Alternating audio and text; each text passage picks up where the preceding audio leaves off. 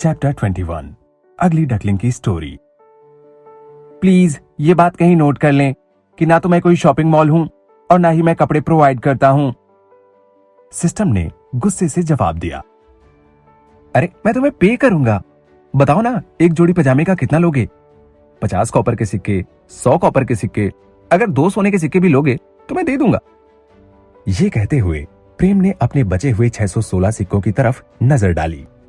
उसे ये तो समझ आ रहा था कि वो बहुत जल्द इन्हें खर्च कर रहा है, लेकिन जरूरत के आगे वो भी क्या कर सकता है।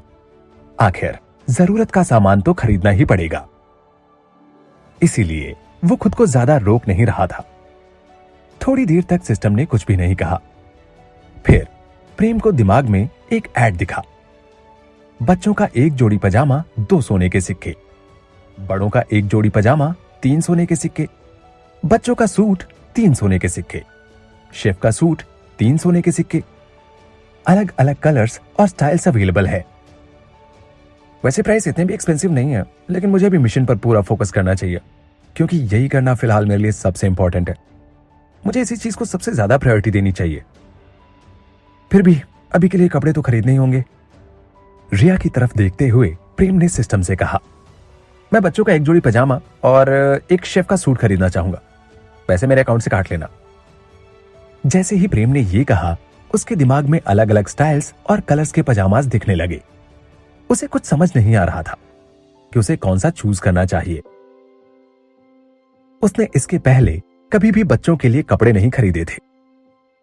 वो बड़ों के लिए कपड़े तो ले सकता था, लेकिन बच्चों के कपड़ों से कभी उसका पाला नहीं पड़ा। अपनी पिछली लाइफ में वो दूर दूर तक किसी बच्चे के कांटेक्ट में नहीं था। वो रिया की तरफ मुड़ा और बोला, रिया तुम्हें कैसा पजामा सबसे ज्यादा पसंद है और उसका कलर क्या होना चाहिए? बहुत देर सोचने के बाद रिया ने एंटिसिपेशन के साथ प्रेम से कहा, मुझे पर्पल कलर के कपड़े पसंद है, खासकर जिन पे छोटे छोटे टेडी बेयर्स बने होते हैं। रिया को याद आया कि उसके पापा का मैजिक बहुत इनक्रेडिबल है। उन्होंने जो घर बनवाया और नए कपड़े लाए वो बहुत ब्यूटीफुल थे। अब अगर वो नए कपड़े दिलाएंगे तो वो भी बहुत ही अमेजिंग होंगे। रिया की एक्सपेक्टेशंस अब बढ़ चुकी थी, क्योंकि उसके जीनियस पापा हर काम को बहुत ही अमेजिंग वे में करते थे और उनका हर काम रिया को बहुत ही अच्छा लगता है। नए कपड़ों के बारे में सोचकर रिया अब बहुत एक्साइटेड थी। प्रेम को एक जोड़ी पर्पल कलर का पजामा दिखा। उसके अपर के हुड में बेर के कान बने थे और लोअर में एक छोटा सा बेर बना था। यह पजामा दिखने में बहुत फ्लफी था। रिया को शायद यह पजामा बहुत पसंद आएगा। ये बिल्कुल उसकी रिक्वायरमेंट के हिसाब से ही है। आई थिंक काम बन जाना चाहिए। रिया मैं तुम्हारे लिए पजामा लेकर आता हूं। प्रेम ने वार्डरोब की तरफ जाते हुए रिया से कहा। सिस्टम ने प्रेम से पहले ही कह दिया था कि कपड़े रेडी हो चुके हैं। प्रेम ने जैसे ही वार्डरोब ओपन किया तो वहां पहले से ही पजामा और शेफ का सूट रखा हुआ था। पजामा पर छोटे छोटे बेर बने हुए थे। पजामा बिल्कुल वैसा ही था जैसा कि एड में बताया गया था। उसका कलर और स्टाइल बिल्कुल सेम था। प्रेम ने पजामा देखकर सोचा, एक बात तो कहनी पड़ेगी, सिस्टम ने प्रोडक्ट्स की क्वालिटी बहुत अच्छे से मेंटेन की है। उसके प्रोडक्ट्स वाकई में कमाल के होते हैं। उनमें अभी तक कोई भी कमी नहीं दिखाई दी। प्रेम ने अपना सूट फोल्ड करके बेड के बगल में रख दिया। फिर वो पजामा लेकर बाथरूम की तरफ चला गया। उसने रिया की तरफ देखा और कहा, क्या ये तुम्हें पसंद आए? वाओ, ये तो बहुत प्रिटी है। मुझे पर्पल कलर बहुत पसंद है। ये पजामा तो कितना फ्लफी है। मैं तो इसमें एक छोटे से टेडी बेयर जैसी दिखूंगी। मुझे ये बहुत पसंद आए। एंड पापा, आप सीरियसली बेस्ट हो। आप हमेशा मेरे मन की चीज ही ला कर देते हो। मैं आपसे बहुत प्यार करती हूँ। आप सबसे अमेजिंग पापा हो। रिया की स्माइल देखकर प्रेम बहुत खुश हुआ। उसने एक साफ तौलिया उठाते हुए कहा, इधर आओ, पहले मैं तुम्हारे बाल पोंछ देता हूं, फिर तुम ये पजामा पहनकर एक छोटी सी नैप ले लेना। रिया ने सिर हिलाया और कहा, ठीक है पापा। वो अब अपने नए कपड़े पहनने के लिए जरा भी वेट नहीं कर पा रही थी। उसे बहुत एक्साइटमेंट हो रहा था। उसने जब से अपने फेवरेट कलर के कपड़े देखे थे, वो तब से उन्हें पहनना चाह रही थी। प्रेम ने सबसे पहले अच्छे से उसके बाल पोंछे और फिर उन्हें ड्रायर से सुखाया। फिर वो रिया को कपड़े पहनने में हेल्प करने लगा। रिया ने कपड़े के स्लीव को अपने गालों से रब करते हुए कहा, ये कितना सॉफ्ट और कंफर्टेबल है। कपड़ों की सॉफ्टनेस को देखकर उसे बहुत खुशी हो रही थी। प्रेम ने रिया की तरफ देखा। रिया की सॉफ्ट व्हाइट स्किन पर कपड़े बहुत सुंदर लग रहे थे और वो बिल्कुल एक छोटे टेडी बेयर जैसी लग रही थी। उसके लंबे लंबे काले घुंघराले बाल उसके कंधों और पीठ पर लटक रहे थे। उसके कान बिल्कुल सफेद और साफ दिख रहे थे। रिया इंसान और बौने का एक परफेक्ट कॉम्बिनेशन लग रही थी। रिया की क्यूटनेस को देखकर किसी का भी मन उसे प्यार से चूमने को कर सकता है। रिया इतनी ब्यूटीफुल है कि उसे देखना ही आंखों के लिए एक सुकून होता है। इधर आओ, मैं तुम्हें गोदी में उठा लेता हूं। हम चलकर आईने में रिया द लिटिल बेयर को देखते हैं। प्रेम ने रिया को गोदी में लिया और आईने की तरफ चल दिया। रिया ने खुद को आईने में देखा।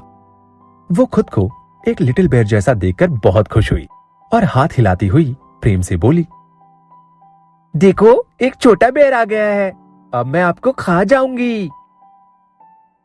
प्लीज मुझे मत खाओ। प्रेम भी स्माइल करते हुए रिया के साथ खेलने लगा। ठीक है, आप चिंता मत करो, मैं आपको नहीं खाऊंगी।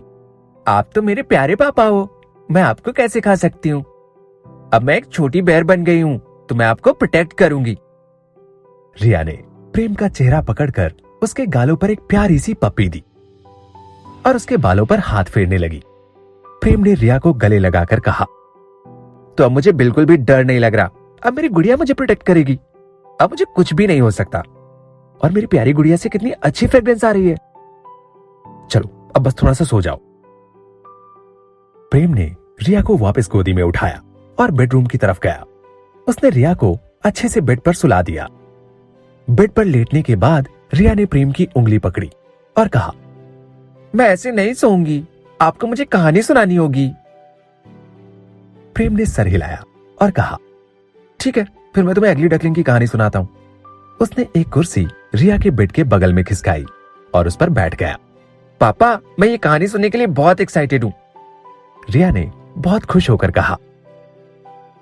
कहानी शुरू करते हैं। दूर किसी सुंदर देश में एक डक अपने अंडों पर बैठकर उन्हें हैच कर रही थी। प्रेम ने बिल्कुल लो वॉइस में स्टोरी सुनाना शुरू की। ऑलमोस्ट सभी बच्चों ने यह स्टोरी सुनी होती है, इसीलिए प्रेम ने इसी कहानी को चूज किया। वो इस कहानी से रिया को कुछ सिखाना चाहता था। रिया को लगता था कि वो इंसानों और बौनों से बिल्कुल अलग है, इसीलिए उसमें सेल्फ कॉन्फिडेंस की कमी थी।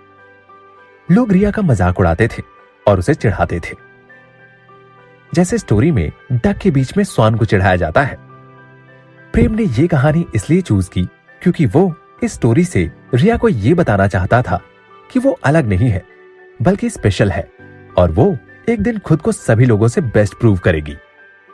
प्रेम कैसे भी करके रिया का कॉन्फिडेंस वापस लाना चाहता था। उसे रिया को बहुत स्ट्रांग बनाना था, जिससे वो लाइफ में कभी भी लो फील ना करे। प्रेम कहानी में आगे बढ़ता है। उन नन्हे डक्स के ग्रुप में एक अगली डकलिंग भी कहीं से आ गई, जिसे बाकी डक्स बिल्कुल पसंद नहीं करते थे क्योंकि वो सबसे अलग दिखती थी। उसे हमेशा दूसरे डक्स परेशान करते थे और सताते रहते थे और लास्ट में उस डकलिंग के पास घर छोड़ने के अलावा और कोई चारा नहीं बचा। एक दिन वो नदी का किनारा पकड़कर उस जगह से बहुत दूर चली गई। रास्ते में उसे बहुत ठंड लगी और बहुत परेशानी आई। एक बार तो एक किसान की पत्नी से बिल्कुल मरती मरती बची, लेकिन कहते हैं ना, जाको राखे साइयां मार सके ना कोई। फिर कुछ टाइम बाद गर्मियां आ गई। अब वो अगली डकलिंग थोड़ा रिलैक्स फील करने लगी। अब उसकी लाइफ डेंजर से बाहर हो चुकी थी। अब उसे किसी का भी डर नहीं था। वो सबसे बहुत दूर आ चुकी थी। उसे दूर हवा में उड़ते हुए कुछ स्वान दिखे। तभी उसने भी अपने पंख फैलाए और फिर उसने नोटिस किया कि वो भी बहुत ब्यूटीफुल है।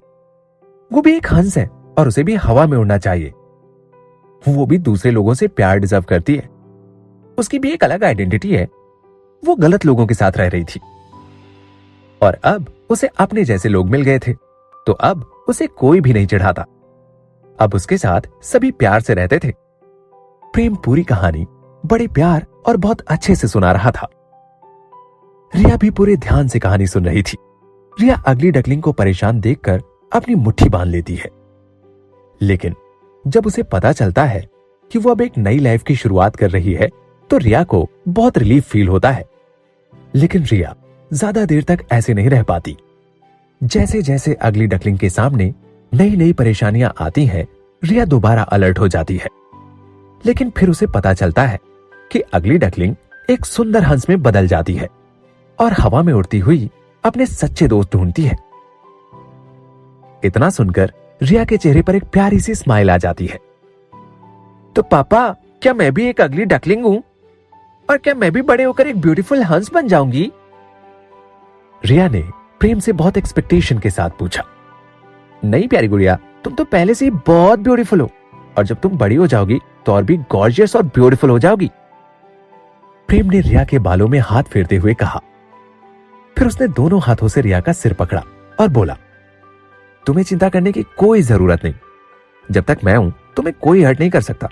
मैं तुम्हें बहुत स्ट्रांग बनाऊंगा जिससे तुम लाइफ में हर मोमेंट को फेस कर सको। मुझे पता है पापा। रिया ने प्रेम को देखकर कॉन्फिडेंस के साथ सिर हिलाया। फिर वो तुरंत बोली, पापा मेरी एक छोटी सी रिक्वेस्ट है। अच्छा बताओ क्या रिक्वेस्ट है? प्रेम ने रिया को एनकरेज करते हुए कहा। क्या हम भी एक अगली डकलिंग पाल सकते हैं? रिया ने बहुत सॉफ्टली पूछा। तुम्हें हंस पसंद है? प्रेम थोड़ा सोच में पड़ गया।